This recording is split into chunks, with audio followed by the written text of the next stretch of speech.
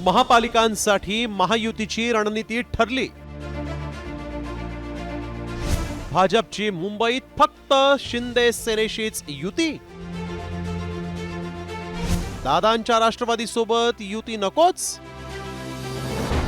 हिवाळी अधिवेशनानंतरच मुंबई महापालिकेचं जागावाटप ठरणार असल्याची चर्चा सुरू झाली आणि या निवडणुका एकत्र लढल्या जातील अशी ग्वाही महायुतीचे नेते वारंवार देत आहेत।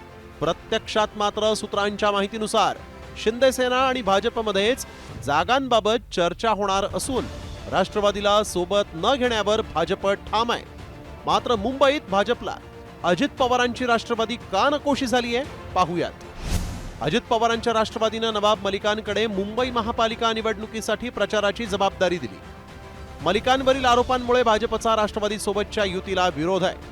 तसंच मुंबईत राष्ट्रवादी काँग्रेसची फारशी ताकद नसल्यानं मुस्लिम बहुल लोकसंख्येचे 10 ते 12 प्रभाग सोडून इतर प्रभागांसाठी जागा वाटपाची तयारी भाजप आणि शिंदे सेनेनं सुरू केल्याची चर्चा आहे।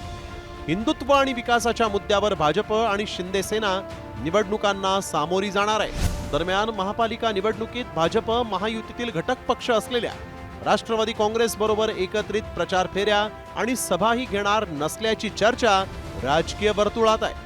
आशिष शेलारांनीही आधीच मुंबईत राष्ट्रवादी सोबत युती होणार नाही असा इशारा दिला होता।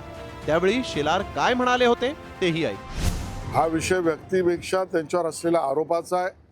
मुंबईमध्ये नवाब मलिक यांच्याकडे नेतृत्व असेल तर सर्वसामान्य कार्यकर्त्यांची आमची भूमिका आहे की या महायुतीमध्ये राष्ट्रवादी काँग्रेस अजितदादा पवार नवाब मलिक यांच्या नेतृत्वातली नसावी, असू नये, हीच आमची भूमिका आहे। दुसरीकडे भाजप आणि शिंदे सेनेच्या प्रत्येकी 2 असे एकूण 4 नेते जागावाटपाच्या वाटाघाटींमध्ये सहभागी होणार असल्याची माहिती आता समोर आली आहे। त्यामुळे मुंबईत महायुती एकत्रित निवडणुका लढवणार नसून भाजप शिंदे सेनेचीच युती होण्याची शक्यता आहे। आणि अशातच शिंदे सेनेनं अनेक माजी नगरसेवकांना पक्षात प्रवेश दिलेला असताना भाजप किमान 120 जागा लढवण्यावर ठाम आहे। त्यामुळे शिंदे सेना 100 जागा लढवणार असल्याची शक्यता वर्तवली जाते।